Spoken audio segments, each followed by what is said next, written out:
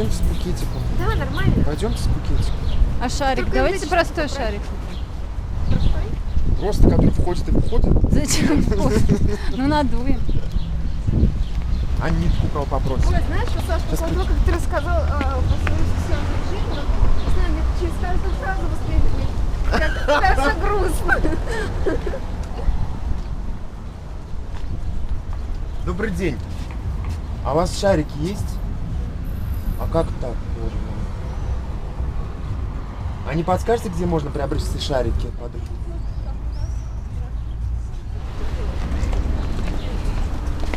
Ты знаешь, что все не так уж и грустно у меня с личной жизнью. А есть здорово. И какой, розовый или голубой? Розовым. Мы идем на день рождения к Любе Яровой. Это моя замечательная подруга, поэтесса и просто прекрасный, добрый, душевный человек, с которой, ради которой мне хочется жить, оставаться человеком.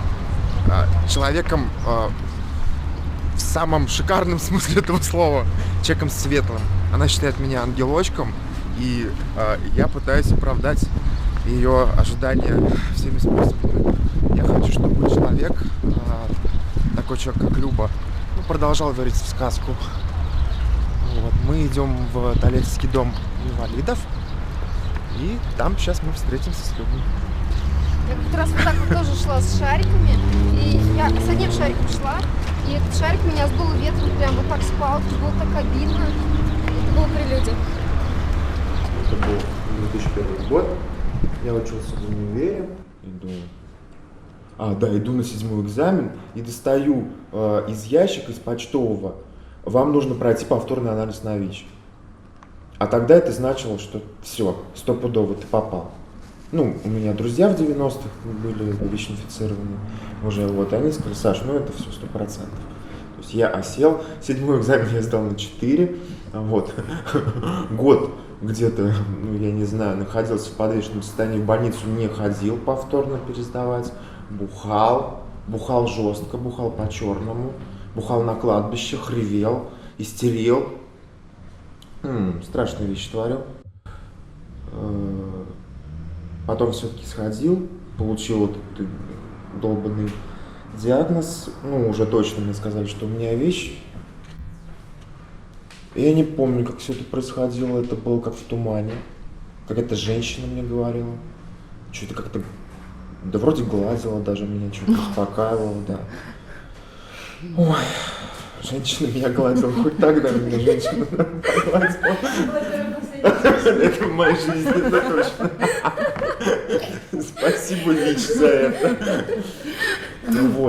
На самом деле, тогда это, я не знаю, это, черт возьми, сказать, что это воспринималось как трагедия, не скажу, это как граната, которая взорвалась, не знаю, самолет летит, и потом, и все, и жизнь потеряла смысл. Я узнал о своей ВИЧ-ситуации 16 лет назад. Это для меня было просто тотальный кризис. Я сидел и думал, какие у меня будут похороны, какая будет музыка, как все будут плакать. Реакция была, конечно, очень яркая. То есть я никогда не думала, что это может со мной произойти. То есть всегда в голове была такая мысль, что эта болезнь касается только наркоманов, проституток, и ко мне, к человеку, скажем так, нормальному, если так можно говорить, то никакого отношения не имеет. Было чувство подавленности, потерянности, ощущение, что прям как-то почву из-под ног выбили и все. И как-то немножко дезориентировка в пространстве. Но мне, в общем-то, на тот момент я уже ходил на группы поддержки для зависимых людей, и там мне оказали эту поддержку. То есть я, в принципе, можно сказать, не в тему, то есть, может, и в тему высказался о том, что вроде бы я стал трезвый, все замечательно, жить бы да не тужить, а тут раз у меня диагноз такой вылез, ВИЧ-инфекция, и у меня первая мысль была, что через полгода я умру, прям почему-то. Потому что информации не было вообще никакой, я думал, что с кем общался, кого знал о том, что у них был этот диагноз, то есть люди, печально выглядели, скажем так, плохо. И на тот момент уже даже умер один человек.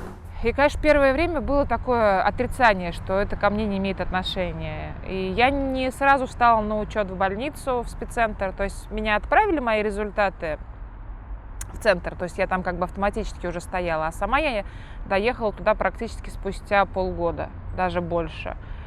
Ну и, соответственно, когда приехала, такая легкая надежда, что, может быть, это ошибка, может быть, это все неправда. Я, конечно же, пересдала анализы еще раз, но все подтвердилось. Я как-то пришел в спеццентр, это был 2011 год,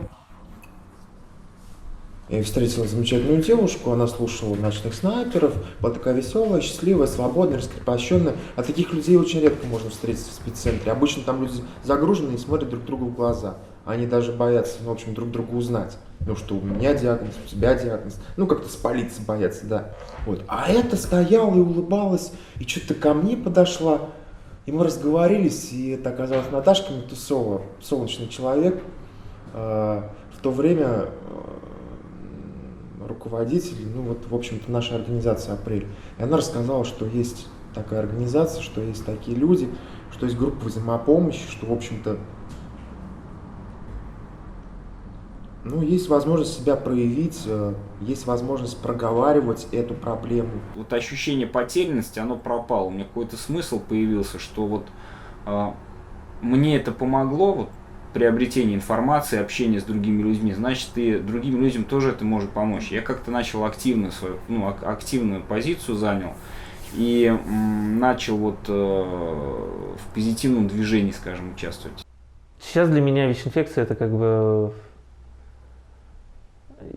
не работа, да, мне не нравится это слово, работа только в представлении людей, это какой-то напряг. Для меня это вот какой-то образ жизни, в котором я стараюсь помогать людям, которые столкнулись с кризисом в связи с ВИЧ. Вот. Видимо, когда-то, когда я узнал о своем ВИЧ-статусе, это было таким серьезным кризисом для меня, да, который я пережил, что вот мне захотелось вот этот опыт, да, положительный опыт, когда другая организация общественная помогла мне транслировать уже в своей жизни, помогать другим людям. Ты знакома уже с Любой? А? Ты знакома с Любой? Я видела ее один раз, когда у нас была выставка «За любовь», да? Да, В реке. соцпроект «За любовь». Идея в том, чтобы показать людей с ограниченными возможностями через призму, давайте проще, что они тоже люди, не просто люди, а люди талантливые. Реализация человека с ограниченными возможностями, именно реализация. Вот. Потому что, ну, насколько вот у меня там появились друзья, поверь, Алина, они здоровее и интереснее многих, ну, вот окружающих товарищей, которые ходят вокруг на ножках, здоровенькие такие вроде с виду, а внутри дегенераты полные. Вот. И очень хотелось просто показать во всей красе их улыбки, их таланты. Я волнуюсь всегда, но волнуюсь приятно. Люба считает меня своим сыном. Это большая ответственность, что ли, я не знаю. Быть хорошим сыном. Быть хорошим мальчиком, да. Я вообще как-то и сказал, последняя наша встреча. Мы сидели с ней в кафе, и она мне сидит на чувствах такая: ты ангел, ты мой ангел. Я говорю: какой я ангел? Я бухаю как сволочь и сплю непонятно с кем, сплю с мужиками вообще. Она на меня так посмотрела, ну, как только может посмотреть любящий человек. Ну, просто вовнутрь, пронзающе. Я, говорит, когда тебя увидел, я сразу поняла, что ты ангел. Как только ты ко мне подошел. Просто, ты, говорит, ты ангел изнутри. А снаружи ты можешь спать с кем хочешь и пить сколько хочешь. Знаешь, эта фраза, мы обнялись потом и долго-долго плакали.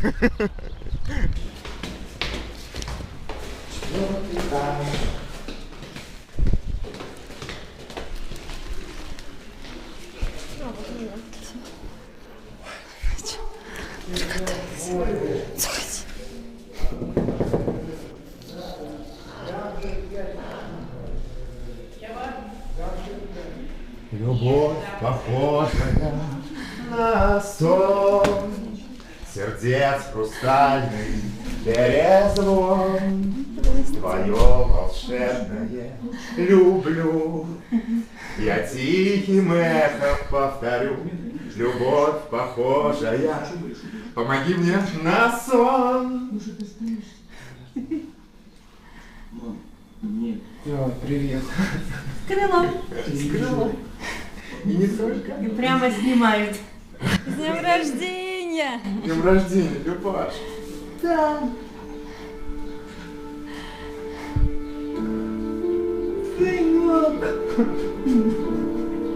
Привет. Обалденный с крылом.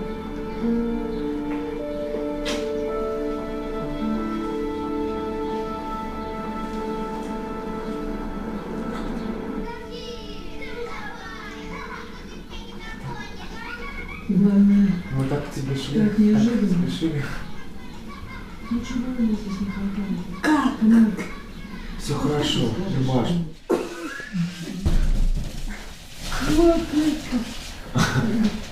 Вот это да? Самых ярких чувств тебе. Самых-самых главных. А значит, мы угадали. Это же здорово, что мы друг друга угадываем всегда. Да, Любаш? Группа ВИЧ для ВИЧ-положительных называется «Позитивный подход». Проходит у нас в этом помещении каждую субботу с часу до 3. И вот она была, буквально вот закончилась 10 минут назад. Люди отказались, скажем так, не все готовы на камеру работать, что-то рассказать, может быть, чтобы их засняли. Опять же, это разные причины бывают. Чаще всего люди боятся, что их там кто-то увидит потом из знакомых. Что это за группы? Кто приходит? Какие группы риска, например, в них участвуют? То есть или Нет об групп этом риска. вообще не говорится? Вообще нет групп риска, потому что, вот я могу сказать, на последнюю группу пришли девушка 32 года. Вообще, в принципе, высшее образование, топ-менеджер в фирме, в серьезной, занимается там недвижимостью. То есть, половым путем инфицировался. Мужчина, 62 года, врач. По животным, это как у нас ветеринар, да, врач-ветеринар. Понятно, что не от пациентов он заразился, потому что ВИЧ только от человека к человеку. Непонятно как. Еще одна девочка там с Новокуйбышевска приехала, тоже половым путем инфицировался от мужа. И пару человек были бывшие наркопотребители, то есть которые инфицировались непосредственно перинатальным способом, через кровь. И сейчас сказать о том, что есть какая-то группа риска, невозможно. Сейчас абсолютно все люди могут заразиться. Если в начале 2000-х это были люди, которые заразились там инъекционным способом, наркопотребители, то сейчас уже больше это те, кто заразились половым путем. В основном женщины, но уже сейчас идут мужчины, как гетеросексуальным, так и гомосексуальным способом заражения. Есть пару человек было, которые свой статус в этом плане не скрывали. В том, что они, мужчины, практикующие секс мужчин, гейми они себя открыто называли. И, в общем-то, на группе именно идет человеческое общение обычное. Там нет, ты наркоман, ты в тюрьме сидел, ты еще кто-то, ты гей. Нет, просто мы общаемся. В группе именно такая атмосфера, что у нас есть ВИЧ-статус, и он, в общем-то, все остальное неинтересно. То есть пришел человек, у которого есть проблема, человек пришел за поддержкой, и эту поддержку мы ему оказываем, разную абсолютно. Для кого-то информация нужна, а кому-то надо пообщаться, кто-то познакомиться хочет. То есть группа, она для всех дает тут возможность. Кто зачем пришел на группу, тот то и получил. Всякие строительные штуки. Я извиняюсь, что вас перебил. Чего? Посмотрите, пожалуйста. Ну, ты даже не посмотрел. Ну как я не посмотрел? С этими джинсами эта кофточка вам очень к лицу. И не подпрыгивай. Покупайте не глядя, да. Это, оладушки ты делал? Да, подожди, я сейчас с макарошками. Это из кабачков. Ой, супер, как я соскучился по твоей оладечка. В этом весь Владик. Все, что он делает на физическом уровне, это забота, это какие-то вещи, ну, я не знаю, грубо говоря, административные. Ну, то, на что я забиваю. Нет, я, конечно, мою посуду, там, полы пидорю под настроение. Ну, это как-то вспышками, всполохами. Ну, на мне больше как чувственная сторона. Чувствительность, вот, а на нем что-то такое земное, поскольку он козерожек. Ну, не знаю, Владик мой друг очень хороший. Я в детстве, вот, ну, наверное, у каждого есть невидимый друг. У тебя был Владик? Да, он выглядел примерно так. Это был такой надувной шарик, очень такой, как поросенок розовенький. Очень уютный, очень такой воздушный, который всегда выручал, приходил на помощь. Вот Владик скорее из этой категории, а не из категории какой-то, не знаю, сексуальности, любовной, какой-то физики. Ко мне вчера приходил... Какая-то родственность в этом. Можно ли это говорить? Вы знаете, что самое удивительное? В этом мы не сходимся. Он не слышит меня, нихуя. Я прям, можно матом? Я не слушаю его. Ну вот на каких-то таких уровнях, я не знаю. Ну совершенно банальных, словесных. Но там внутри нам очень уютно. Когда мы вообще, правильно, без слов встречаемся, ложимся на кровать, мы не сексом занимаемся. Мы просто обнимаемся, гладим друг друга. Хрюшенька, собачка. И вот какое-то вот это тепло создает, по крайней мере, я про себя могу сказать, какой-то кокон, эмбрион, вот поза эмбриона, когда ты в утробе матери, и вот совершеннейшая защита, мне очень хорошо, мне этого безумно не хватает. Я знаю, что мы встретимся, и эмбрион останется только внутри меня.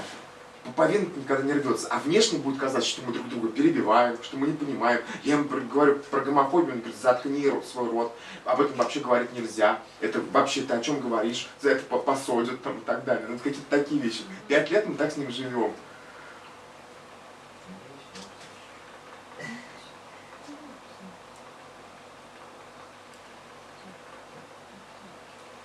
У нас какие-то созависимые отношения, мне кажется. А это моя домашняя руккола. Вот это его домашняя руккола.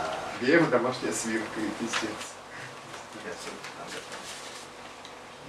Так банально, это забота отца, конечно. По отцовской линии папа, то, что вот не общался со мной. Ну, в смысле, в одной семье жили, я рассказывал там уже. Мы жили в одной семье, но папа позволял себе только одну там фразу: вынеси мусор. Я вот это помню, не привет ходил с работы, приходит, ничего такого не было. Я его давным-давно уже простил, на самом деле, там все понял, что это ему, ну что это из поколения в поколение переходит, невозможность любить своего ребенка. И на самом деле любовь действенная, есть любовь на словах, есть любовь чувственная. Ну он просто деньги там какие-то зарабатывал, и для него это нормально. На самом деле в глубине души он меня очень сильно любил. А мне просто нужно было, ну в какой-то момент, чтобы меня обнял, чтобы он спросил, как у меня дела. Получается, да. И, ну, какие-то такие вещи. Пока ее нужно кушать. Вот я за то, чтобы люди не боялись говорить о своем ВИЧ-статусе и, в общем-то, не боялись там быть отверженными, не боялись открываться и так далее.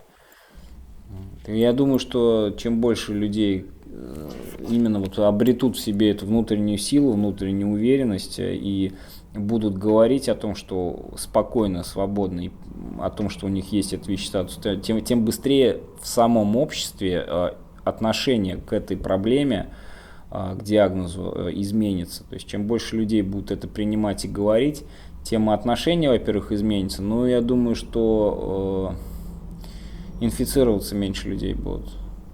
С чем связано? Могу даже объяснить. Человек, который не принимает свой статус, он может не говорить своим партнерам, чаще всего это так происходит, о том, что у него есть этот вирус. И, соответственно, происходят незащищенные контакты, какие-то рискованные, и в результате которых происходит заражение. Во-первых, презерватив – это, опять же, не только защита от ВИЧ-инфекции. Презерватив – это профилактика нежелательной беременности. Уж лучше использовать презерватив, чем делать аборт, ну, на мой взгляд. И презерватив – это на данный момент самое эффективное средство защиты от ВИЧ-инфекции, если это говорить про половой путь. То есть половым путем, чтобы не заразиться, если человек практикует сексуальный контакт, если у него есть ВИЧ-инфекция, он просто обязан по закону презерватив использовать.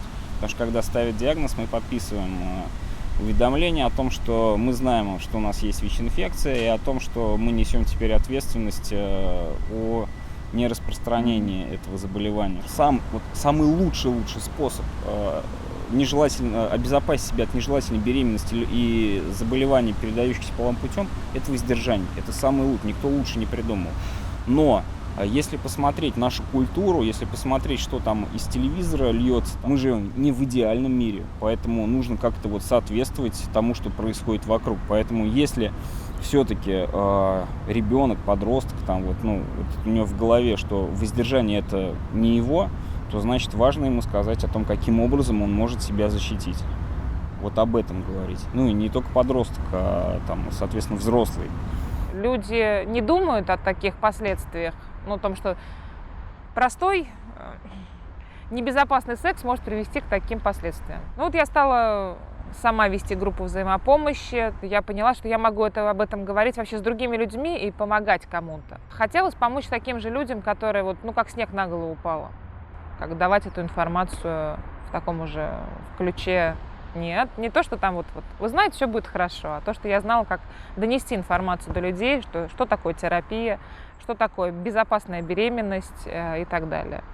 Мне в свое время довелось работать в проекте Красного Креста с беременными женщинами и с ВИЧ-положительными, с детками, рожденными от ВИЧ-положительных мам.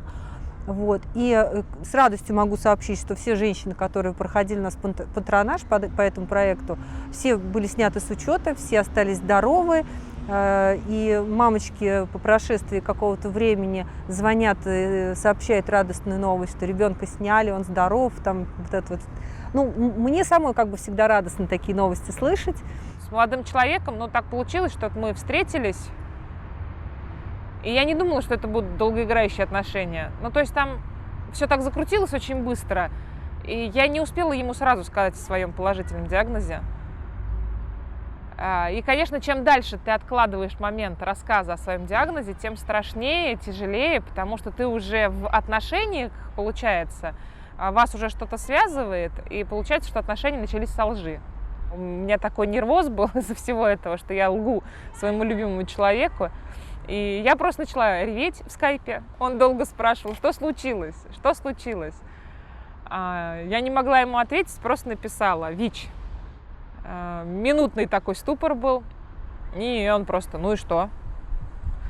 Конечно, история такая, с хорошим концом, не всегда так это все хорошо заканчивается. Он очень хорошо это принял, он практически ничего об этом не знал. Он просто, ты мне расскажи, что, где, как, и сможем ли мы иметь здоровых детей. Все, это были основные вопросы. Я ему объяснила, что да, все нормально, я пью терапию, у меня все хорошо, я ничем, в принципе, не отличаюсь от здоровых людей. Да, у нас будут здоровые дети. Вот рядом стоит коляска подтверждения. С женой познакомился в 2009 году, в конце в самом. Как-то мы так познакомились, это опять же через социальные сети. Внутренне уже готов был, внутренне созрел к тому, чтобы создать семью. Но, наверное, уже исчерпал когда жил один, как-то понял, что не очень это хорошо для меня, во всяком случае, жить одному. Жена Юля, сейчас она домохозяйка, потому что 3 детей у нас. И, соответственно, всем этим она помогает заниматься бытом домашним. Если ВИЧ-положительный человек пьет терапию, то, в принципе, он безопасен для своего партнера. То есть у него нет нагрузки, он ничем не отличается от любого другого человека. Ну, конечно, исключая, если это будут очень жесткие сексуальные отношения, то есть БДСМ или что-то еще такое, то есть, ну, конечно, тогда возможно.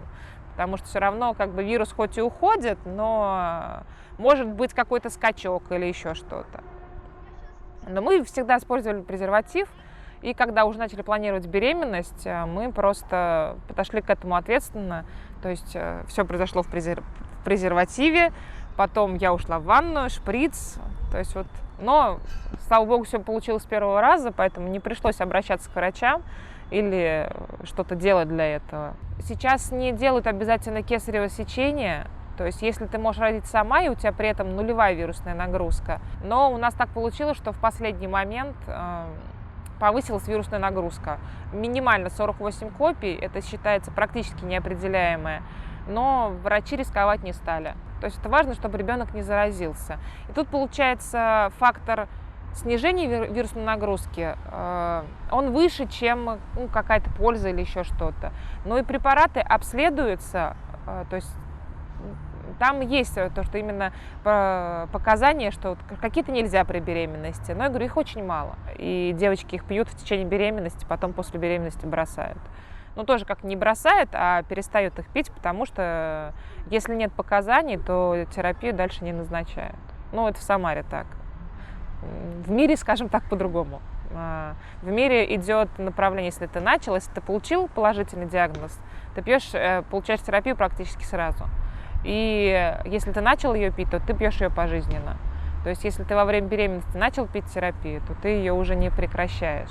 Ну, потому что доказано уже, что фактор риска в этом есть. Но в России пока это еще тенденция очень мала, к сожалению. Наша работа все-таки направлена на то, чтобы показать, как лучше было бы пациентам, да, то есть это с точки зрения фиксированных доз, это с точки, ну, чтобы закупались фиксированные дозы, комбинированные, это чтобы закупались современные препараты, да, не ту картину, которую мы видим на сейчас, что препарат ставудин, который не рекомендован Всемирной организацией здравоохранения, но закупается в довольно-таки больших объемах и по довольно-таки большой цене. Ну вот такие вот вещи мы отслеживаем, да, опять-таки мы следим за тем, чтобы не росла цена, то есть мы понимаем, что все действуют в рамках закона, да, что они не превышают вот эту вот максимальную цену зарегистрированную, да, но мы говорим о том, что эта цена может быть еще ниже, да, и мы показываем регионам, что цена может быть еще ниже, да, что там ваши соседи в соседних регионах закупают препараты дешевле, то есть это можете сделать, соответственно, и вы. По каким причинам могут не состояться торги? Причин, ну, скажем так, довольно-таки много. Например, на сейчас очень много аукционов не проходит на детские препараты. И, как мы видели, мы получили там одно письмо от фармпроизводителя о том, что препарата просто на сейчас нет в стране. Что они в начале года ввезли маленький объем, его не хватило на все регионы, на все аукционы, и на сейчас, по-моему, до следующего месяца препарата не будет в стране. Другая причина – это опять-таки вот то, что если что-то не устраивает в конкурсной документации, например, с очень короткие сроки поставки. Да, то есть там, мы видели там максимальный, по-моему, рекорд – это 12 часов срок поставки должен быть. Это было в одной из республик Кавказа, вот, и я думаю, что там просто была какая-то там внутренняя договоренность, скорее всего. Вот, то есть, также дистрибьюторы часто не выходят на торги, где срок поставки 3 дня, 5 дней, ну, то есть вот такие вот. То есть, таких сейчас не так и много, но они в любом случае есть. Ты физически подготовлен, умственно знаешь, это ты можешь стать... Влад все в космос реально собирается. Да нет никакого космоса. Космос в капле вообще росы, понимаешь, в лесу. Космос, взял 3 рамки, закинул, и улетел в космос. Вот у каждого свое определение космоса, а у тебя? А главное акцизное. У меня космос это когда куча миров объята в одно единое целое. Объять необъятно, и ты над. Я в. И в. Так ты сама полный космос. Вообще, да. Но я отдельный космос, а есть еще много, куча других космосов. Тоже интересно. На самом деле. Вот все, что мы можем, мне кажется, вообще в жизни, этот космос капелькой своей творчества выражать. И все. Блин, знаешь, а вот надо для этого найти себя сначала. Ух ты, ну, это как дорога длиной в жизнь. Так получилось, что структура, которую возглавлял Минздрав в свое время, соответственно, это была структура, которая координировала программу Глобального фонда в России, она перестала существовать в 2013 году по инициативе Минздрава в первую очередь, точнее в связи с тем, что Минздрав просто перестал ее посещать и перестал заниматься этим вопросом. И было вот принято решение, что представители гражданского общества будут сами заниматься координацией программы Глобального фонда в Российской Федерации. Небольшая программа, на самом деле, для России это капля в море, но тем не менее вот она существует, и от нее финансируются проекты по профилактике ВИЧ среди уязвимых групп населения. Такие виды наиболее эффективной профилактики, как, допустим, заместительная терапия, в российское законодательство не укладываются, и поэтому в России невозможно, и вот в пакет услуг в рамках программы профилактики ВИЧ они не входят. Но при этом российское законодательство позволяет заниматься другими видами деятельности, но государство их практически не финансирует. И вот традиционно так получалось, что эти виды деятельности в основном были за счет международного финансирования, за счет международной поддержки. И вот эта программа как раз и направлена на то, чтобы Координационный комитет, вот, структура, о которой мы сейчас говорим, она бы выступала в роли органа, который позволял контролировать, как эти деньги расходуются, чтобы они там не уходили куда-то налево, да, был контроль финансовый и был контроль, главное, по существу, потому что в Координационный комитет входят люди из самих сообществ, и поэтому эти люди знают, что происходит на местах. Если они видят, что какой-то проект, допустим, получает деньги, но при этом не оказывает услуги ни по качеству, ни по количеству, не соответствующие тому, что эти услуги должны из себя представлять, то, соответственно, Координационный комитет имеет право в рамках соглашения с Глобальным фондом оказывать воздействие на основного получателя средств. И таким образом программа контролируется сообществом. Я думаю, Минздрав рано или поздно включится в эту работу, потому что ни одна страна по-другому еще с ВИЧ не научилась работать. Нет такой страны на Земле, которая бы смогла каким-то образом адекватно влиять на эпидемию ВИЧ, не внедряя международно рекомендуемые программы. Те страны, которые сопротивляются, как правило, страны третьего мира, вот, к сожалению, Россия к ним сейчас присоединилась, да, в течение последних 10 лет, в тех странах ВИЧ просто идет вверх и ничего не сделаете в международно рекомендуемых мер. Это точно. Не надо иллюзий. Если там кто-то считает, что у нас есть свой путь, я имею в виду Российской Федерации, это иллюзии.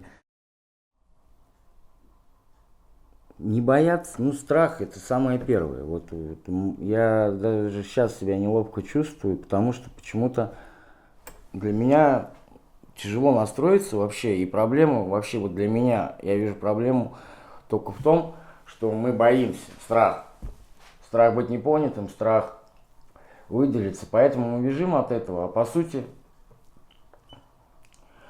сути бояться неизбежно того, что есть, чего же бояться. Вот у меня ситуация, да, вот моя. Я имею подозрение, но я не проверялся с 2003 года. В 2003 году я последний раз сталкивался, и было все нормально, но происходящее, да, ну, какие-то мои жизненные обстоятельства говорят, что ну, у меня, может быть, возможен он реально, что возможен. Ну, но вот в своем примере я хочу сказать то, что эта тема, она важна, очень-очень важна, и надо знать на самом деле, надо знать и надо знать действия, надо быть готовым. Не то, что даже готовым, надо иметь впереди какой-то, знать проблему так, какая она есть, знать ее на самом деле. Какие действия предпринимать, чего бояться, чего не бояться. И опять же, мне проще убежать и не знать правду. Да? Я вот все уже не один год решаюсь и никак не могу решиться все-таки узнать, пройти тест. И это гложет изнутри. вот я решился, да, пройти все-таки тесты и что-то внести. Может быть, тем, кто меня услышит, ну, будет толчок какой-то поступить так же по совести, ну, как бы, я считаю, а не прятать и не закапывать все дальше и дальше это, и этим самым, опять же, распространять. Странные вещи, они происходят ежедневно. Ну, например, девочка в больнице в инфекционной пошла на УЗИ обыкновенное, вот, печень. Ей сказали, второе отделение ВИЧ-инфицированных, вы идете последнее. Она пришла туда первая, и она попала в 3 часа дня. Еще и пациенты это воспринимают в порядке вещей. Вот она мне рассказала, у нее гнев такой, я там с 10 утра до 3. Я говорю, а почему? А просто вот сказали, а вы у нас последние, вы последние, ваше отделение идет последнее. В 2016 году это, ну, нелепость. И почему я рассказываю этот случай? Потому что вот эти нелепости, оказывается, они на каждом шагу. Была такая ситуация, что просто, ну, женский коллектив, у меня был, ну, как бы не дневник, я вела кое-какие записи, и по своей глупости, это чисто моя вина, оставила этот дневник на работе. Ну, соответственно, ушла куда-то, то ли в туалет, то ли, может быть, пообедать. У девочек заграло любопытство, они видели, что я что-то там писала, они залезли. Ну, и там я писала о том, что у меня есть диагноз. Реакция была такая, я думала, меня сожгут. То есть обольют хлоркой, обольют все, и, как говорится, перекрестя, сожгут, потому что истерили, в истерике бились, то, что как я вообще хожу по улицам и так далее, и так далее. Ну, я же рассказывала, что я хожу, например, на какую-то процедуру, что я вчера была на педикюре, или я была в парикмахерской, и, соответственно, тоже реакция. Мы никуда больше никогда не пойдем, потому что туда ходят эти спидозные. Не обвиняли вас? Обвиняли, да, то, что я во-первых, несу им опасность, то, что 2 из них были мамочки, и, соответственно, то, что, типа, вот они заразятся, там, своих детей заразят, они из-за этого очень сильно переживали. Я пыталась донести информацию о том, что это я никакой не несу им опасности. Никак. Даже если я там, грубо говоря, буду фонтанировать кровью, это тоже очень сложно заразиться, потому что есть всего 3 пути передачи для этого. Начальство, когда узнала, там я тоже, она нашла мои передачи, где я с открытым лицом выступаю, послушала. Она сказала, что я не могу никого обвинить о раскрытии диагноза, потому что, ну, как бы я выступаю с открытым лицом, и, соответственно, типа, я не скрываю о своем диагнозе, что тоже, как бы, получилась двоякая ситуация. И, как бы, уволить меня никто не собирался. Мне сказали, сиди, работай, все хорошо. Но в такой обстановке, где кто-то скрысил, залез в твои личные вещи, потом ходит, открещивается от тебя и так далее, работать просто не хочется. И, конечно же, я уволилась. Всегда оглядываешься, что у тебя справа, что у тебя слева, чтобы быть вполне уверенным, что ты, ну, как бы адекватен, что ты действительно делаешь то, что нужно, и это, ну, действительно нужно. Нам, ну, вот в последнее время же политика страны такова, что вообще за коммерческими организациями присматривают государственные службы. Проверка Минюста была, то есть, как бы, представители, как бы, забежали и к стенду с книжками, как бы, и 20 минут его листали, и потом у них такие удивленные, разочарованные, изумленные лица, они поворачиваются и говорят такие, так это что? Просто, как бы, выдержки там из законодательства там и что-то там, какие-то вещи, у них такое, как, потрясение, разочарование, а они как будто им дали фас, ну, как собаки гончие дают, и они прибежали, как, разоблачить.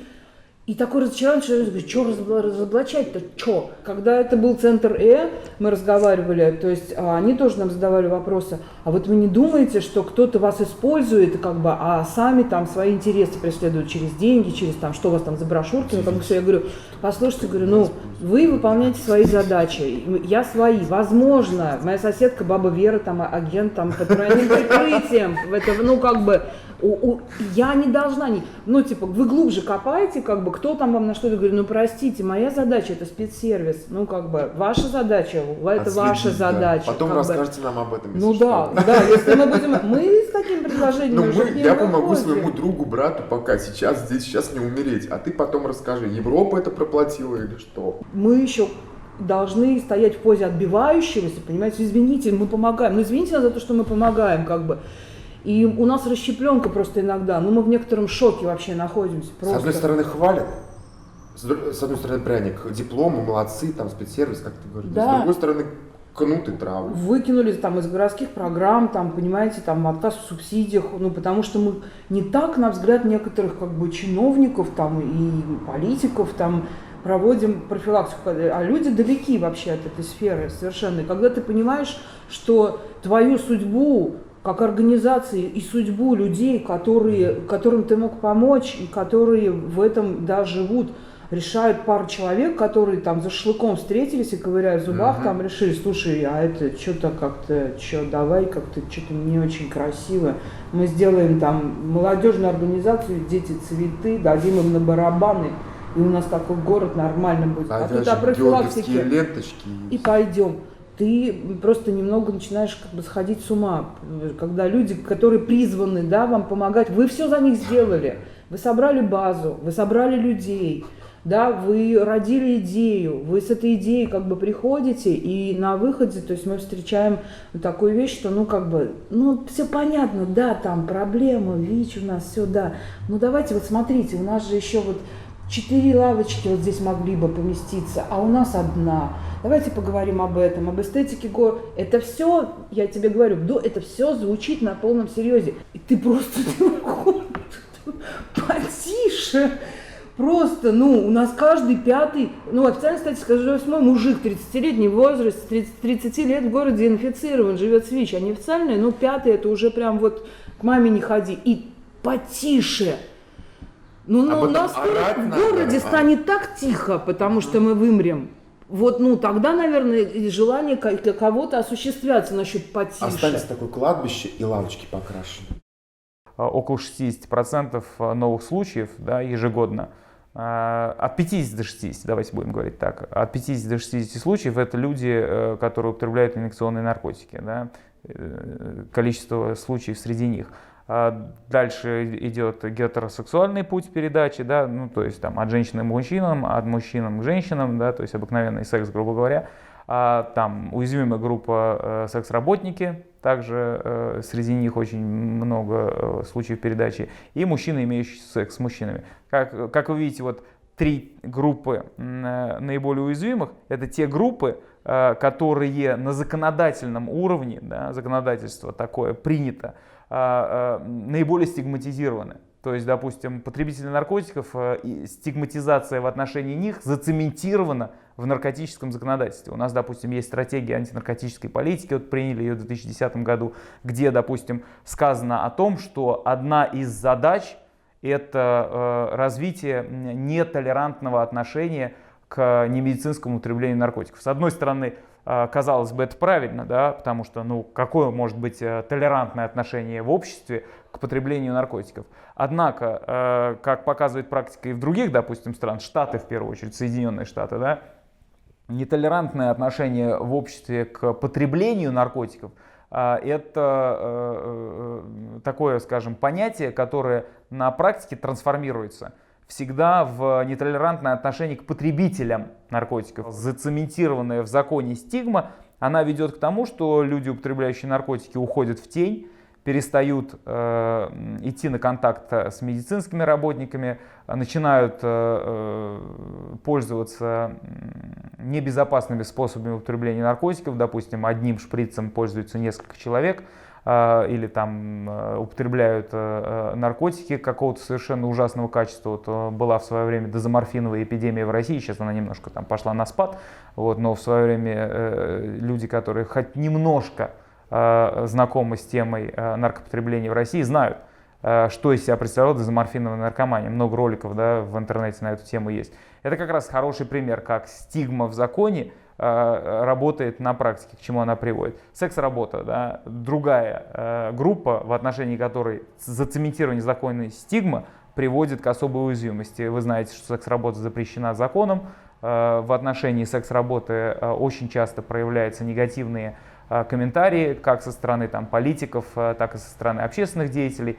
Но это в свою очередь ведет к тому, что против секс-работников по сути объявлена охота со стороны полиции. Есть большое количество случаев вымогательства, есть случаи физического насилия в отношении секс-работников, в том числе со стороны полиции, как бы это ни звучало, да, дико по сути. Но все это в конце концов приводит к тому, что секс-работники тоже не желают обращаться за медицинской помощью, либо просто не могут обращаться за медицинской помощью в силу законодательных барьеров, в силу физических барьеров и так далее. В итоге количество ВИЧ среди секс-работников тоже высокое. Мужчины, практикующие секс с мужчинами. Да, в последнее время у нас принят закон о нетрадиционной сексуальной ориентации, у нас приняты законы, касающиеся, точнее даже не законы, сама риторика, да, у нас депутат Милонов и прочие, да, борцы с гей-пропагандой в кавычках, да, это все проявление стигмы в широком общественном поле. В итоге, если кто-то не знает, о чем идет речь, достаточно просто набрать в Яндексе, да, или в Гугле борьба с гей-прайдами и прочее, да, в России, и вы увидите и видеоролики на эту тему, да, как и физическое насилие проявляется в отношении представителей ЛГБТ, да.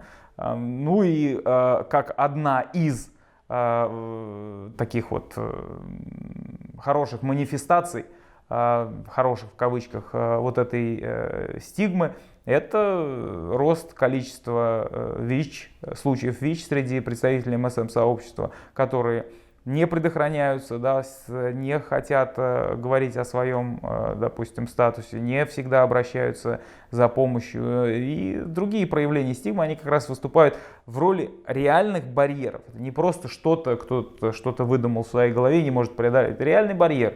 Но это в итоге приводит к тому, что ВИЧ растет в стране. Да? То есть в отношении конкретных групп общества и государства проявляет себя в формате гипертрофированной стигмы, а в итоге страдает все общество. Так всегда. Среди ЛГБТ-лидеров я сталкивался с такой риторикой, что ВИЧ касается каждого, да, не только геев. Мы и так стигматизированы очень. И зачем нам еще одна стигма? И для этого есть ВИЧ-сервисные организации, которые занимаются этой темой. Вот пусть они занимаются, а мы заниматься этим не хотим. Вот. Мои аргументы заключались в том, что, во-первых, ВИЧ-сервисных организаций, которые работают с ЛГБТ-сообществом, практически нету.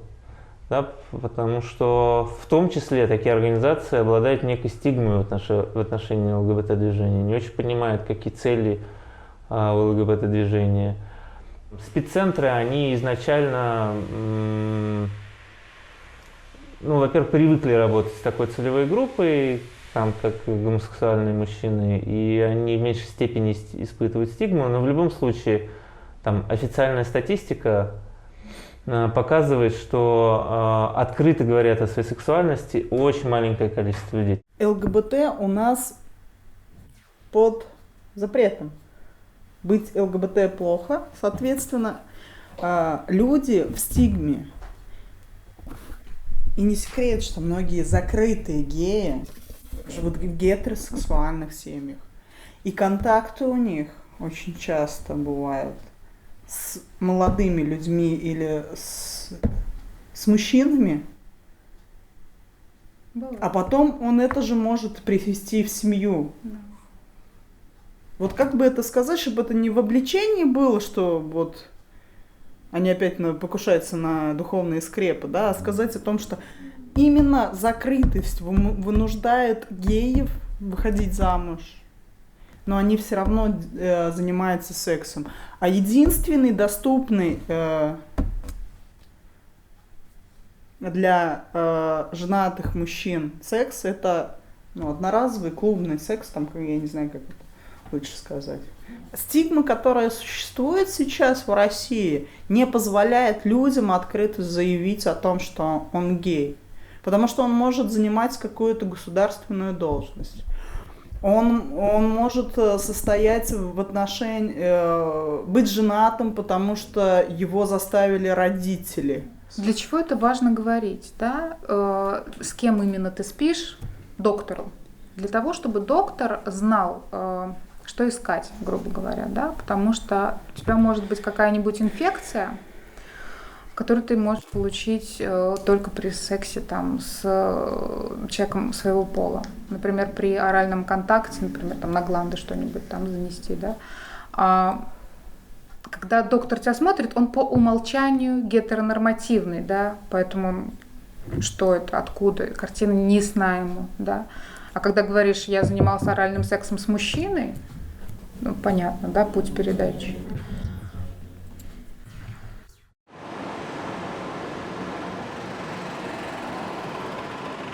Мы сегодня приехали на Казанский марафон. Казанский марафон посвящается профилактике ВИЧ и СПИДа. Проводится второй раз. В том году он собрал 5000 человек, в этом году зарегистрировалось почти 10 тысяч человек. Наша команда бежит на дистанции 3 километра. Это корпоративный забег, который позволяет бежать организациям в их футболках с их символикой и флагами. В таких марафонах непременно должны участвовать ЛГБТ-организации, потому что собственное ЛГБТ-движение имеет тоже свою историю, непременно связанную с этим заболеванием. Желаем успеха на Казанском марафоне!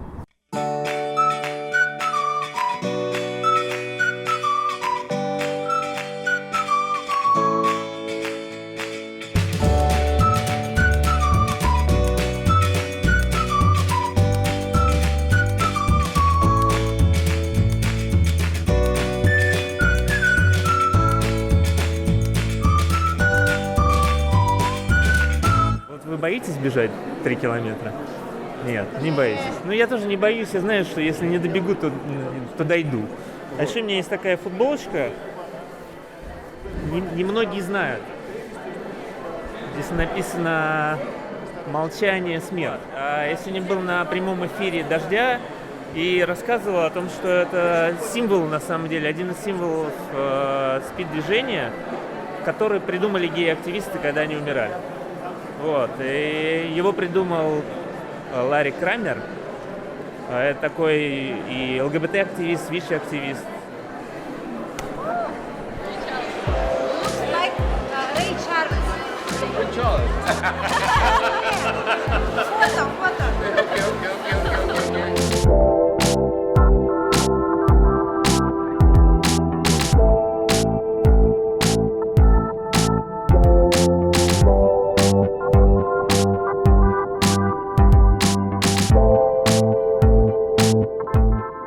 Мы вас сейчас протестируем на ВИЧ-инфекцию по слюне. Достоверность результата 99%. Но если вы хотите знать, нет ли у вас ВИЧ-инфекции в организме на 100%, вам все-таки нужно сдать кровь.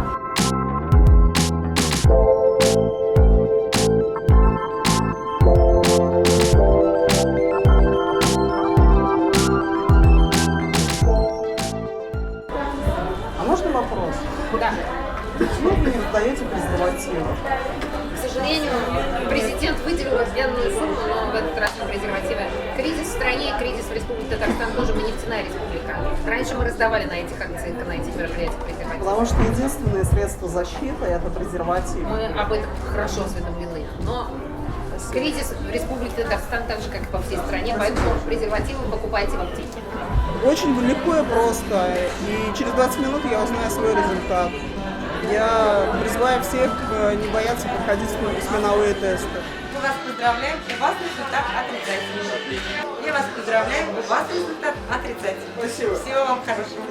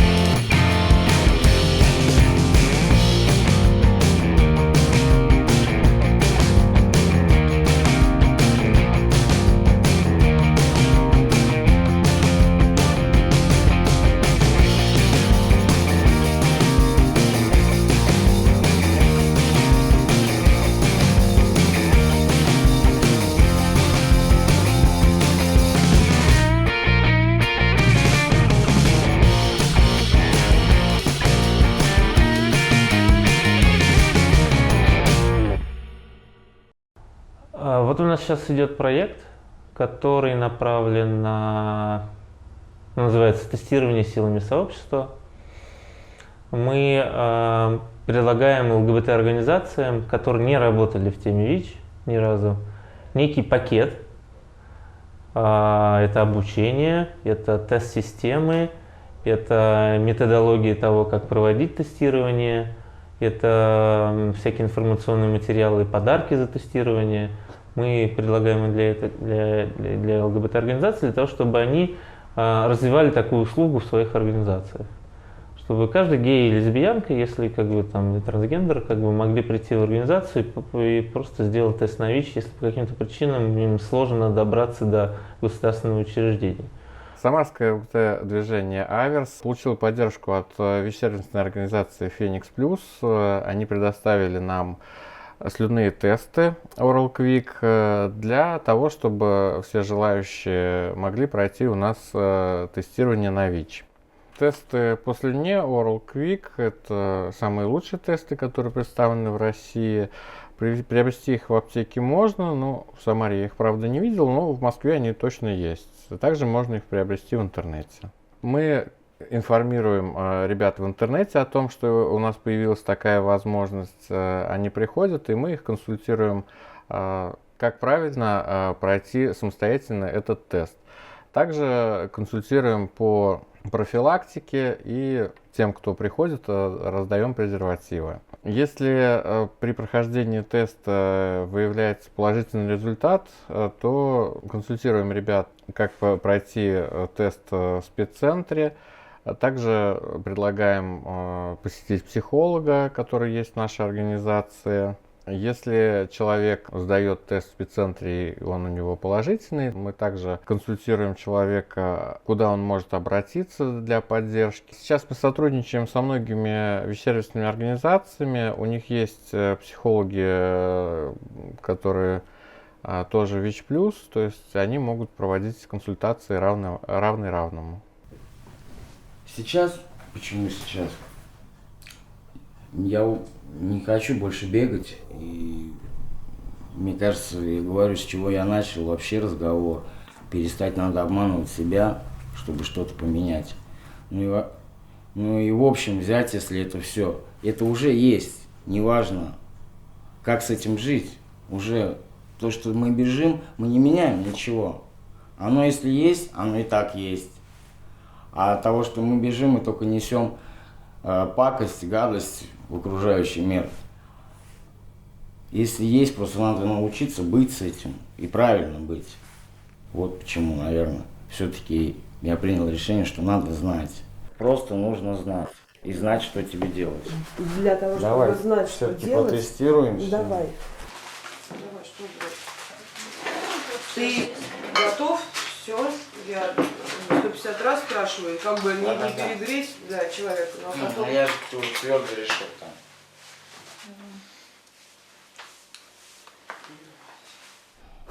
Поехали.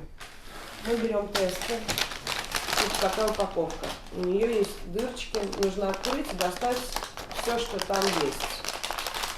Вот открываем. Там вот такая колбочка с жидкостью. Мы ее открываем. Это жидкость, которая как раз послужит нам выявлять индикатор. Индикативно. Ну и вставляем сюда, чтобы не держать нам тест в течение 10 минут. Открываем. Ну вот здесь у нее мягкая такая из ватоподобного материала лопаточка, в которой как раз мы забираем, делаем забор жидкости. А внизу такая колбочка маленькая, где индикаторы как раз. Что мы делаем, чтобы это узнать? Мы проводим этой палочкой вокруг своих десен. Ну вот тут, где зубы. По щекам можно не водить, вот так снизу и сверху. Просто провери. Напиталась она, и мы ее, вот эту как раз ватную штучку, в которую мы собрали жидкость, мы ее вставляем, каждый в свою, ты в свою вставляешь. Вот так. И теперь мы ждем результат. Обычно, ну, такие тесты от 20, как они пишут, до 40 минут срабатывают, прежде чем покажут. Но на практике у меня через 10 минут, если мы тестируем людей, уже видно все. Неважно, какой будет результат теста, это смысл обратить на это внимание. И наоборот, положителен, значит, больше почитать литературу, не стоять на месте, знать, что предпринимать дальше. Мы тестируем на ВИЧ людей везде. На улице, в квартире, там, где они живут, там, где они собираются, в офисе. Потому что число людей, которые готовы прийти в спеццентр или в поликлинику с тем, чтобы кто-то узнал об их диагнозе, не так велико. И вот это тестирование дома, да, напрямую из рук в руки, оно дает, если тут уместно сказать, хорошие плоды. Оно эффективно, потому что мы находимся на территории человека в комфортных для него условиях. Он нас впустил, а это значит, что он нам доверяет. И вот экспресс-тестирование позволяет хотя бы как-то, ну, не отразить, а высветить ситуацию с истинным положением относительно ВИЧ-инфекции. Когда ты, ну, без каких-либо там дополнительных затрат, хотя сами по себе экспресс-тесты стоят достаточно дорого, но мы это делаем для людей бесплатно. Мы ищем финансирование с тем, чтобы можно было людей вот в такой, если тут уместно, комфортной обстановке протестировать. Вот, поэтому, ну, возможно, кого-то это шокирует, что как бы, ну, вот на одном столе там колбаса и тут же святое святых, как бы диагностический тест. На самом деле, как бы наша жизнь часто далека от идеальных вообще представлений о ней и идеальных условий. Линда — это моя душа, в общем-то. Вот воплощение ее в женском теле, вот в каком-то порческом порыве, что ли. Этот человек, эта девочка, которую я увидел, у меня все волосики на теле встали дыбом. Я бросаюсь на стекло, и мне не страшно, только ничего не будет ясно, это навсегда. Мне так и надо, я останусь только, это коды. И никого никогда. Любая песня — это кот, который заворачивает, я ворона.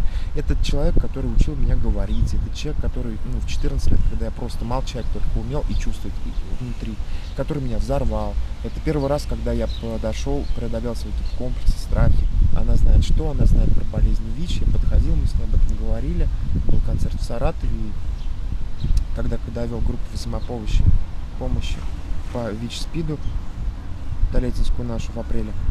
И, ой, я так разревелся, помню, я не знаю, все целуются, все подходят, все как-то, ну, ее, Линда, жамкают, а я даже ее обнять не могу, меня парализует, мне хочется ей рассказать именно это. Мы с ней отошли в сторонку, и она поняла, она узнала все, кто я такой и так далее. И я рассказал, вот, ребята, вот плакат, вот мы болеем, мы горим за эту идею, нет дискриминации, и вообще по всем статьям, по всем признакам. Там, гомофобия, ВИЧ. Ну, я просто понял, я увидел, как она отозвалась. Я увидел это в очередной раз. Как она меня обняла. И дело даже не в автографах, и дело даже не в том, что, ну, вот, какие-то вот эти фотографии.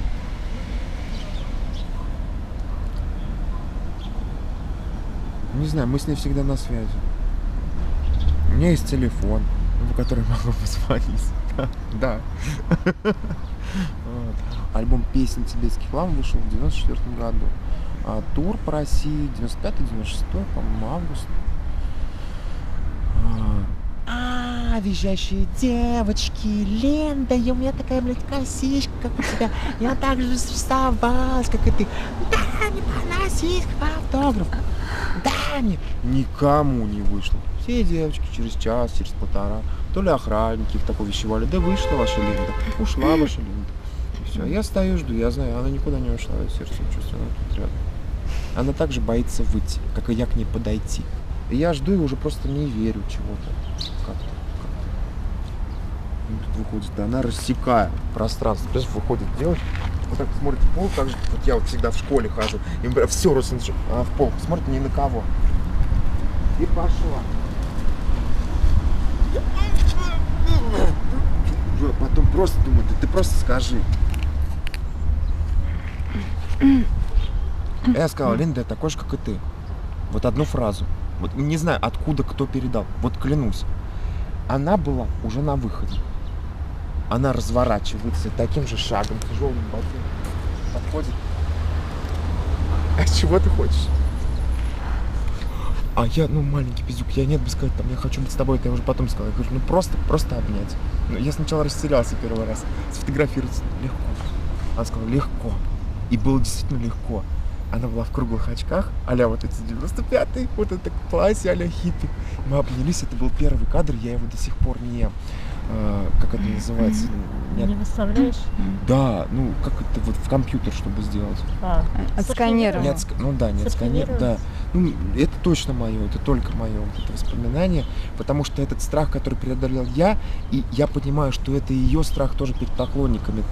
Понимаешь, что за все отвечал Макс, журналистам отвечал Макс, а я был чуть ли не первым поклонником, с которой она реально решила пойти на контакт.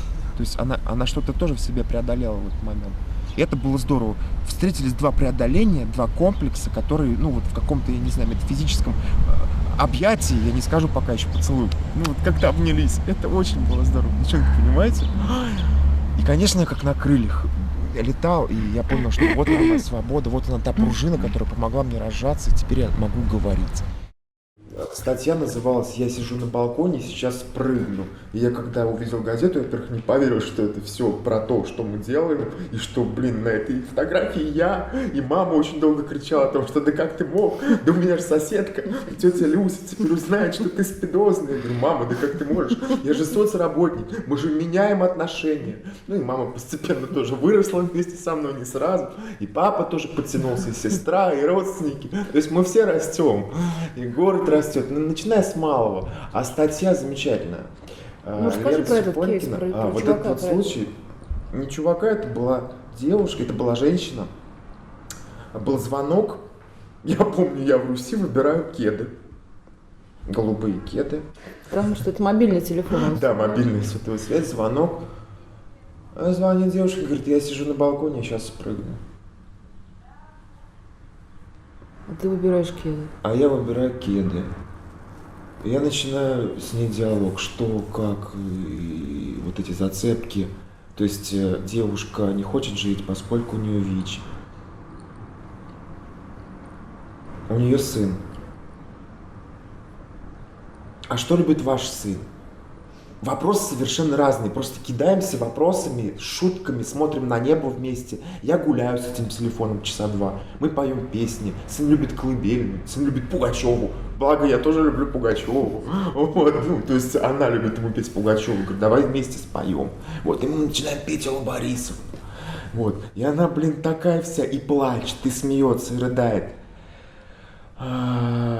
Это был странный случай, это был тяжелый случай, это был дикий случай. У меня волосы дыбом, и я уходил в этот процесс, и он меня опустошал, наполнял. Мы часа два разговаривали, девушка не спрыгнула в итоге.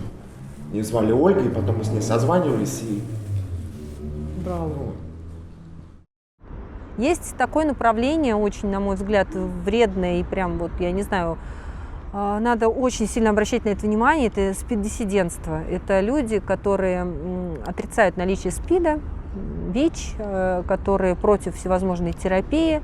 И, соответственно, когда женщина узнает о своем диагнозе, начинает смотреть в интернете, а я очень часто забивала в поисковик, и первое, что высвечивалось, это диссидентские всякие статьи. Как психолог могу сказать, что на каком-то этапе человеку очень удобно думать, что у него ничего нет. Это стадия отрицания, когда нет, этого не может быть ни со мной. Это человек, в первую очередь, который дико напуган, очень сильно напуган. У него настолько ему страшно признать, что у него есть ВИЧ-инфекция, что у него его мозг воспаленный, начинает говорить то, что ее нет. И хорошо, если у него есть жена, и он только с ней это все происходит, и он только ее заразил. А это может быть свободный, одинокий молодой человек, симпатичный, и заниматься сексом с очень многими людьми, женщинами. И скольких он заразит тем, что он считает, что у него ничего нет. Он не пьет терапию, у него высокая вирусная нагрузка, и он опасен. И тут вот эти вот диссидентские взгляды, они как бы начинают проникать в сознание. Вот. И очень часто вот такие женщины, к сожалению, попадают вот под влияние ВИЧ-диссидентов. И вот там, да, там рождаются и детки нездоровые, и как бы, и потом очень большая проблема эту мамочку заставить там вот ребеночку дать химиопрофилактику, многие отказываются и начинают кормить грудью. Но здесь уже у нас законом подкреплено, что можно обратиться в органы опеки, и все-таки эта мама подвергает ребенка опасности, и тут уже другие органы вмешиваются. В 2013 году лежал в больнице у нас в Камсе. Приходят мальчики к нам на этаж, харизматы. Все будет хорошо, у тебя ВИЧ, поверь в Бога, у тебя нет ВИЧ, у меня был ВИЧ, Бог избавил меня от ВИЧ, на. Что вы делаете, ребят? Подхожу к одному, Лешу зовут. Что ты делаешь? Расскажи мне, покажи справку, что у тебя был ВИЧ, что у тебя нет ВИЧа. Зачем? Бог мне все показал, ты поверь, он к тебе прикоснется. Я говорю, да я и так в него верю, в эту высшую силу. Бог дал мне этих людей, есть врачи от Бога, есть лекарства от Бога, понимаете? К вопросу о единении, симбиозе теологии и науки. Вот. Так вот, этот Леша, который вот этой своей вестью полбольницы мог распугать, понимаете? Люди могут ведь поверить, а там лежат, это гнойная хирургия, там половина наркоманов лежали. Я им про свое, я им про Фому, что идите, ребят, там в спеццентр, пойдемте, я как выйду вместе с вами, там перенаправляю их к врачам, и они да-да-да. А тут приходит этот Леша, условно говоря. Ну, это намного проще. Да, и поверь в Бога. А может быть, поверить в Бога и с Богом пойти найти эту помощь, купить этот билет условный, да, вот. Так и у этой истории есть жуткое продолжение. Я клянусь, в это сложно поверить, но это так. У меня есть свидетели. То есть этого Лешу знал Влад, потом это мой друг Влад. Через полгода или через год на телефон доверия поступает звонок. Звонит человек, мы с ним разговорились, он лежит при смерти и нуждается в терапии, у него сколько, 2 клетки или что-то, у него воспаление легких, тяжелая форма. Помоги мне, что мне, куда мне, врачи мне помогают. Я говорю, я его узнаю, короче. Леша. Это Леша.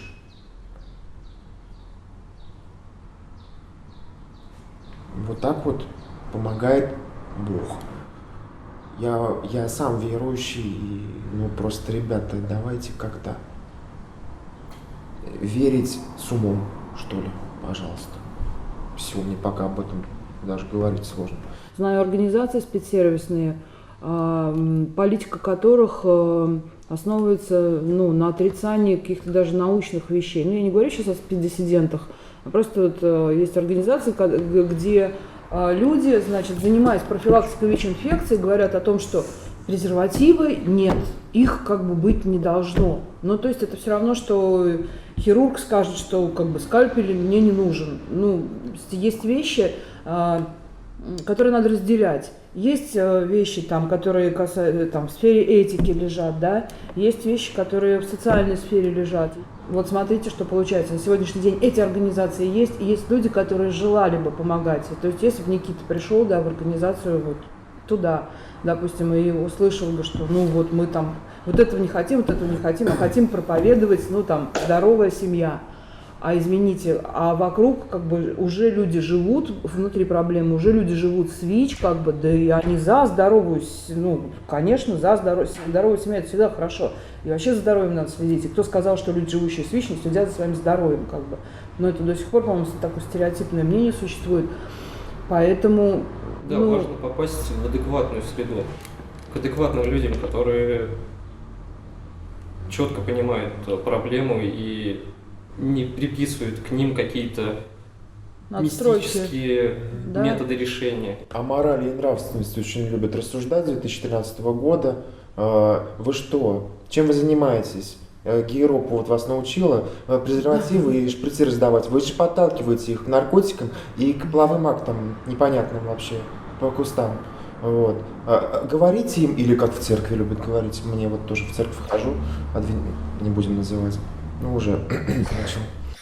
Говорите им о Боге, говорите им о Слове Божьем, тоже в чем-то фундаментально верно, что нравственность и мораль, но говоря им о Боге, ребятам, которым по 15 лет, которые пошли на дискотеку, они могут прийти к Богу, но они могут не успеть к Нему прийти, понимаете, они могут умереть на пути к Богу, если ты им не дашь этот презерватив и этот шприц.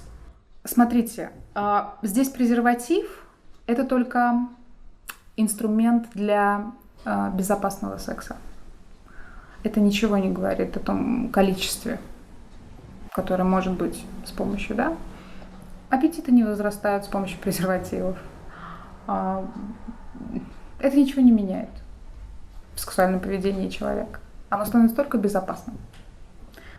Профилактика ВИЧ у нас в организации складывается сразу из нескольких направляющих. Это и работа аутричей, это такие люди, которые приходят в клуб и говорят: так, кто сегодня будет заниматься безопасным сексом, и дают презерватив. Да. Проводят конкурсы там замечательные, например, там на знание, как можно заразиться разными болезнями, да, и тоже там дает какие-нибудь призы, там смазку дает, там книги какие-нибудь.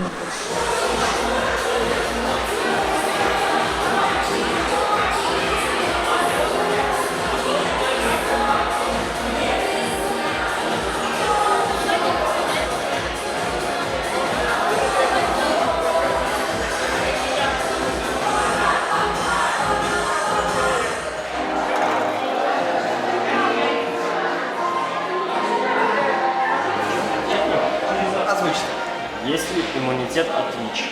Да. Ответьте. Нет. Нету. Окей. Есть. Ответ правильный. Нет. Если они принимают какие-то таблетки... Да, это все херня. Это же не иммунитет.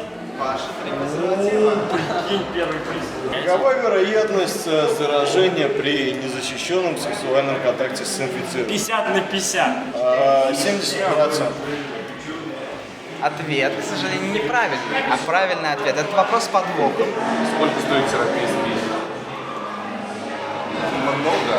Терапия. Ответ, к сожалению, неправильный. Терапия СПИД бесплатно. Согласно законодательству Российской Федерации, вы можете получать лечение от СПИД, обратившись в спеццентр, совершенно бесплатно. Назовите 24 принципа, которых нужно придерживаться для успешной терапии СПИД. 24? Да. Не чпокаться. Предохраняться.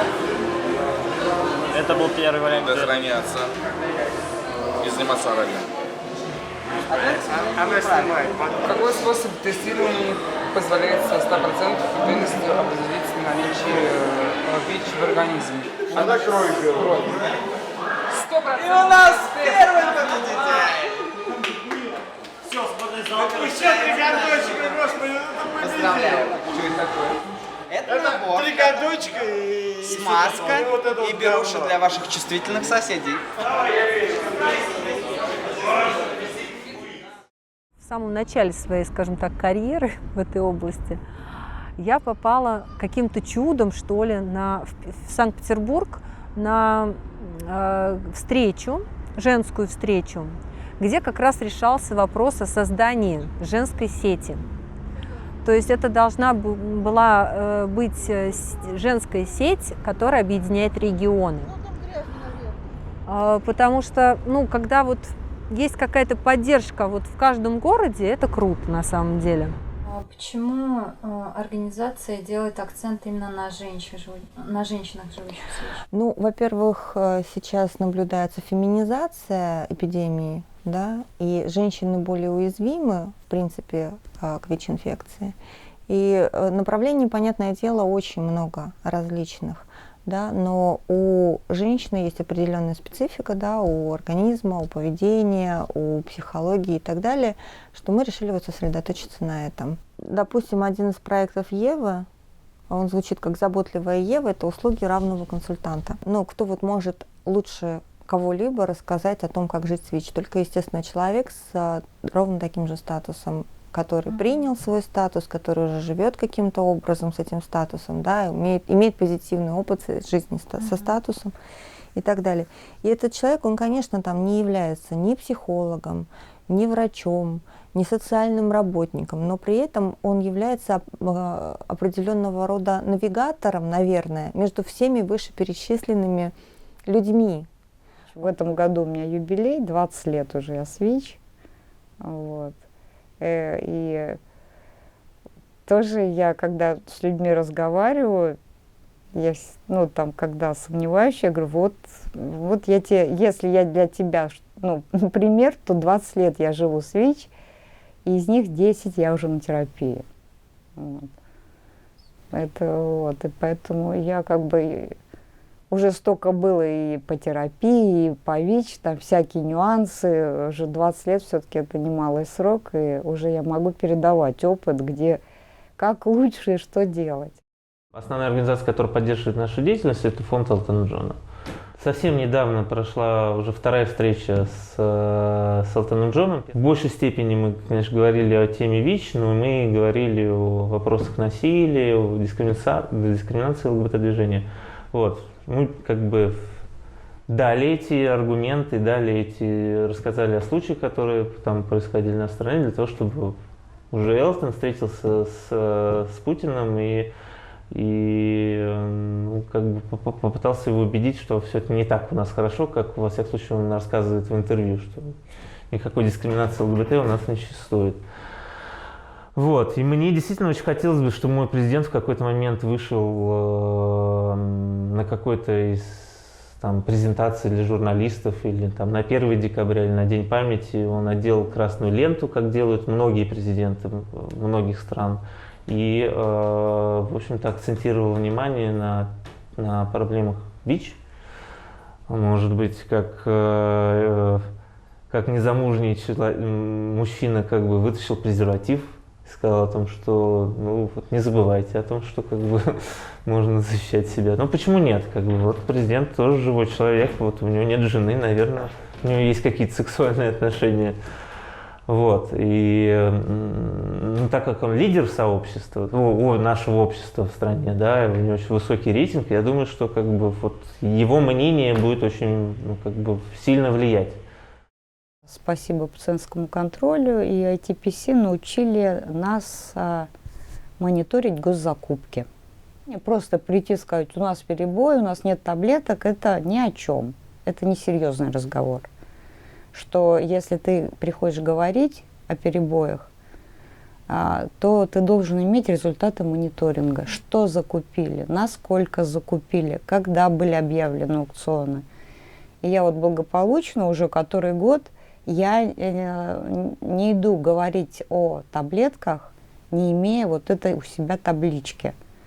И только с ней я чувствую, что я с ними на равных говорю, даже порой. Мне кажется, у нас больше информации, чем у них. Да, я могу там сказать, где были перебои, да, самые большие в этом году. Это, безусловно, Московская область. Да, то есть, и я не знаю, там, почему так произошло. Там из-за несогласованности спеццентра и местного Минздрава, да, либо там еще по каким-то причинам.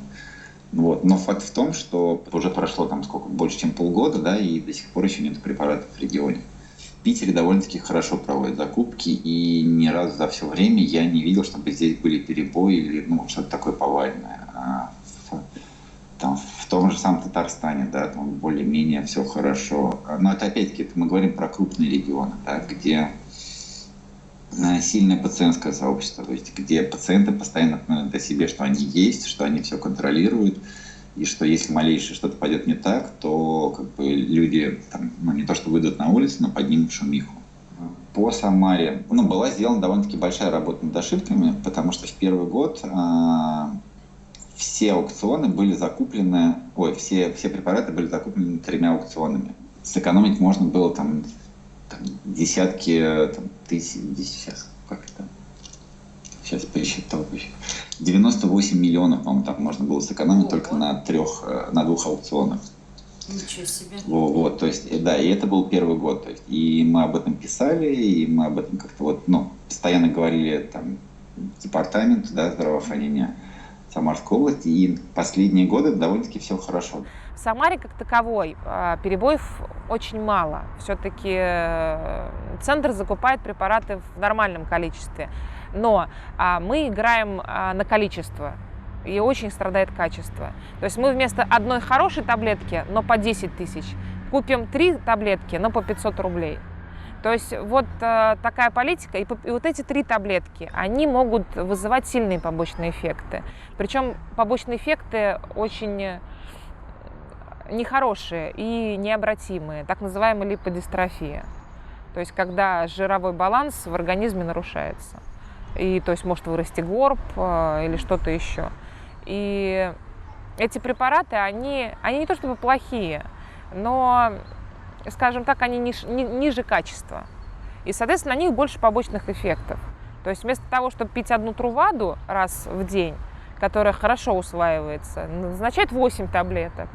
И это и психологически тяжело, и физически тоже тяжело. Это надо же подстраиваться, что-то с едой, что-то до еды, что-то после еды, что-то надо с 12-часовым отрезком, что-то перед сном. То есть это все создает лишние трудности человеку. Человек бросает терапию. Мне нужно было препарат с едой принимать. Получалось так, по времени я с собой носил баночки, там всякие вот с кашками и так далее. Вот. Ну, еду в автобусе, зазвонил будильник, у меня приверженность стопроцентная, я как маньяк, короче, был. Все, время пить таблетки.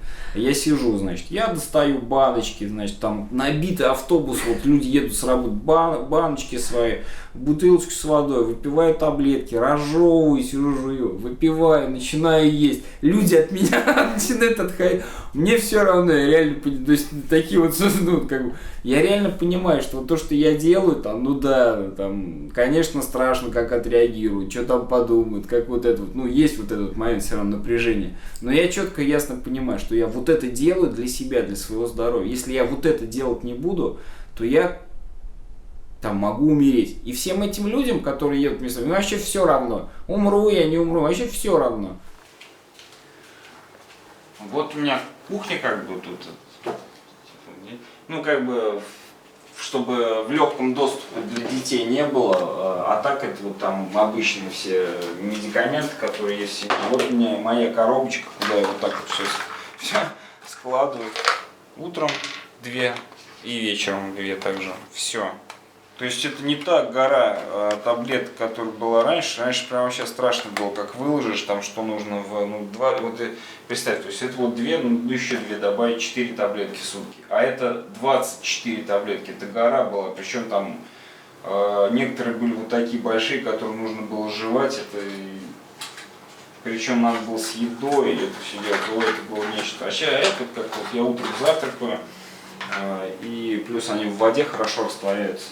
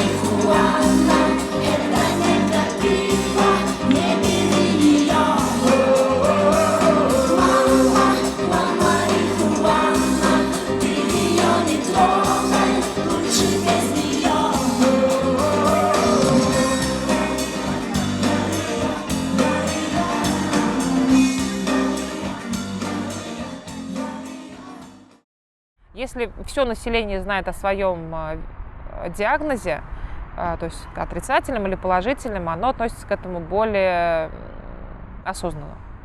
То есть человек, который прошел тестирование, он очень обо многом задумается. Пока ты стоишь 2 минуты и ждешь, что покажет твоя тест-полоска, в голове проносится очень многое.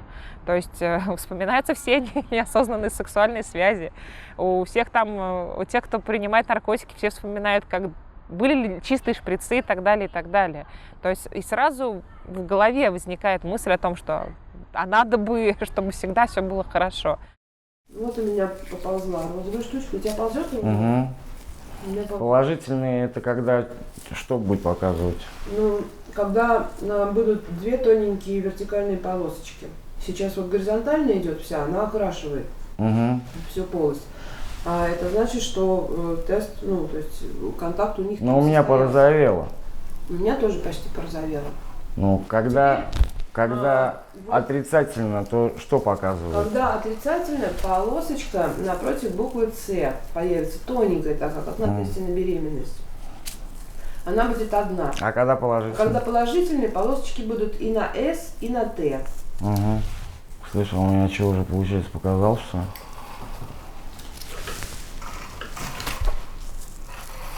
Да. Все, ты для себя вопрос решил. Тебе можно не бояться. Нервус какой-то. Этот тест предварительно, он дает 85% точно. Да это... Можно сделать 2 теста, если... Не мои подозрения и страхи были не напрасны, вот видишь. Блин, аж подшатывает, если честно. И, блин, видишь, как четко сразу ясность. Сейчас нам нужно думать о том, как дальше быть. Большой плюс в том, что ты свободен, тебе не надо больше мучиться и годами, блядь, жить в этой неизвестности. Да, не да. Я не жалею ни о чем, я знал, что я практическая сторона вопроса. И мне это нужно было самому. Ну, как бы тяжело, да, это вот сейчас, вот, это тяжело реально. Ну, осознавать и видеть, и сейчас понимать, что твои подозрения были не просты, а что вот оно. Люди в 19 лет узнают диагноз. Представляешь, когда они только собирались жить и строили планы, как они все это. Ты не первый, кто переживает вот это сейчас все от первой минуты и до момента полного принятия. Представляешь, сколько людей до тебя в 20 лет, в 25 проходили этот момент. Сейчас кто-то проходит. Ты не один сейчас сидишь. Мне хочется помолчать тоже просто. И хочется обсценную лексику использовать. Потому что я, опять-таки, как соцработник, когда я вижу, как близкие мне люди, друзья, каждый день принимают это. И проживать с ними эти первые 15 минут каждый раз. Ты меня понимаешь? Вот сегодня я с тобой. Подозрений я, наверное, уже год 2-3, как я просто подозреваю, есть то происходящее, ну, что дает мне, ну, какие-то мои жизненные моменты, с чего я могу задумываться, под вопросом поставить или под подозрением, после, ну, того или иного происходящего. И вот я 2 до 3 года, наверное, уже настраиваю себя знать все. Мы всегда хотим до последнего я почему-то верил, что, блядь, все-таки, может, обошло меня, это нихуя не обошло, блядь. Ну, мне недавно вот звонил мужчина, у него, допустим, жена отказалась от приема терапии, но она не была беременной, слава богу, как бы, вот, и она отказалась от приема терапии, причем официально написала отказ, и в тяжелом состоянии попала в больницу, и вот он там обратился ко мне за помощью, что вот что делать, врачи ничего не хотят, ей даже терапию не назначают, а у нее воспаление головного мозга было уже. Вот он звонил, когда она еще была жива, в надежде что-то сделать, они писали в Минздрав, еще куда-то, вот. Но женщина, к сожалению, скончалась, у нее там было 28 клеток, это при норме 350, при норме 500, а при 350 уже РВТ назначают. Вот. И потом этот мужчина был в решительности такой наказать всех медицинских работников, то есть там писать жалобу в Минздрав, еще куда-то, пришлось ему тоже разъяснить это, что, ну, минуточку, но она же письменно сама отказалась лечиться. Вот. Ну, то есть, как бы, ты уверен, что медработники вообще, в принципе, тут виноваты. Вот. Ну и как-то нам удалось его переключить на то, что, а что у тебя со здоровьем? У него тоже там не все гладко, тоже низкий иммунный статус. Да по-разному бывает на самом деле. Абсолютно по-разному. Если у человека появляется какая-то вот жажда к жизни, да, на группу пришла недавно девочка, она очень давно уже живет с ВИЧ. По одному анализу у нее было 0 клеток, по другому анализу 1. Вот. И да, то есть врачи уже сказали родственникам: готовьтесь, то есть как бы здесь уже шансов практически нет. И она вот говорит: я помню что эту вот ситуацию, когда я иду по набережной и понимаю, что, ну, я могу себе уже все позволить. Я покупаю себе все, что хочу, потому что я понимаю, что это в последний раз. Она и в стационаре лежала, и терапию ей не назначали, боялись, что она уже не выдержит. И она говорит: я собрала там последние какие-то средства и уехала на море. И, значит, ей дали терапию, она уехала, говорит, день проходит, 2 проходит, ничего, говорит, не это. И, говорит, в последний момент, я, говорит, уже понимаю, что я взяла бутылку вина, дыню, наелась, напилась на ночь, утром встаю, ну и чувствую, говорит, что мне уже как бы по-другому. Вот. В общем, она приехала, когда с моря, у нее там было уже 43 клетки. А сейчас, вот сколько, наверное, 4 года, наверное, с этих пор прошло, я могу ошибаться, у нее 900 клеток, у нее 2-летняя дочка, которую она родила, там, дочка здоровая и все, то есть у нее огромная жажда жизни, вот, жажда растить, воспитывать своего ребенка, и вот когда она вот возродилась, можно сказать, вот из такого, да, то есть вот реально понимаешь. То есть я знаю примеры, когда люди не пьют терапию, умирают, когда люди вот так вот, 0, и тут 900, и тут, я говорю, вот такой пример, я прям ее, вот, я думаю, что я к ней буду консультировать, отправлять людей, которые вот колеблются еще там в связи с чем-то. Эпидемия будет расти более стремительно, если ничего не делать. Если там сценарий номер 2, это делать то, что более-менее вписывается в сложный ландшафт существующих законов, и риторика немножко изменится, там, всяких Милоновых и прочих, да, тогда можно будет более эффективно работать, вкладывая в допустимые научно обоснованные программы, снизить стигму по отношению к ключевым группам, вложиться в профилактические мероприятия силами сообществ посредством неправительственных организаций, и тогда эпидемию можно будет существенно замедлить. И третий сценарий, да, это сделать как надо, а именно ничего не делать своего, взять рекомендации ВОЗ, потому что этой организации выстраданы десятилетним опытом других стран. Не надо изобретать велосипед, он уже давно изобретен. Это, по сути, даст возможность развернуть эпидемию в обратную сторону, это даст сумасшедшую экономию бюджета, и это позволит на будущее сделать сейчас очень серьезный фундамент, чтобы эпидемия в России не развивалась. Чего Россия, в принципе, заслуживает, потому что Россия до сих пор еще по своему наследию остается страной цивилизованной, с образованным населением. И, как я вижу, за последний год, по крайней мере, там, по публикациям в СМИ, по передачам в прайм-тайм, да, там, по тому, что об этом, пускай там заговорил не президент, а премьер, да, но тем не менее там высшие там, чины заговорили о том, что у нас есть ВИЧ, что с этим нужно что-то делать, что эпидемия растет.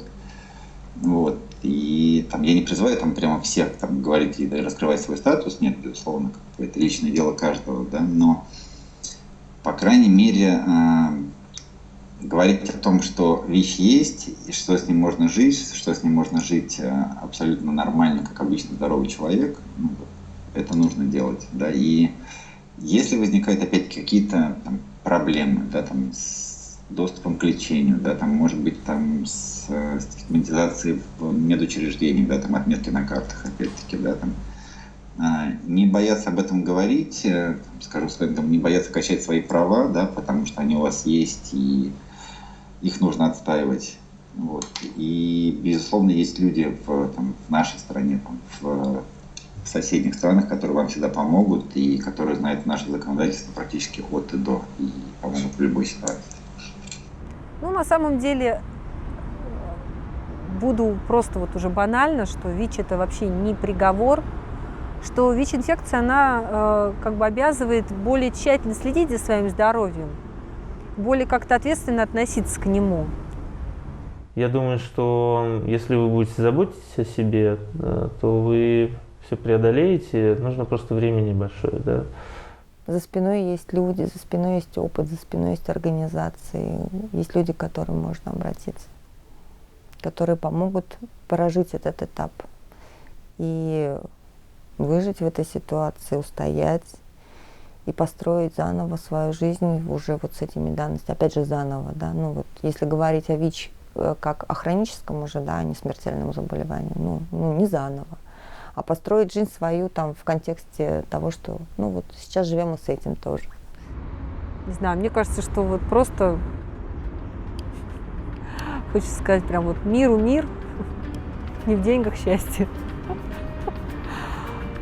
Будьте здоровы. У меня вот самое главное такое пожелание ко всем.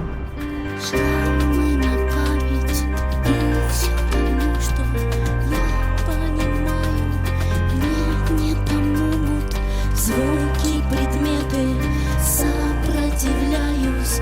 Я понимаю, я не спасаюсь. То, что во мне, оно больше меня. То, что во мне, покидает тебя. Мы смотрим в окна разбитых стекол, и нас так много, так одиноко. Мы смотрим в окна ночного утра, и нету правды, температуры. Мы смотрим в окна разбитых стекол, до слез знакомых фотоальбомов. Мы смотрим в окна и запускаем в ночные грани конверт желаний.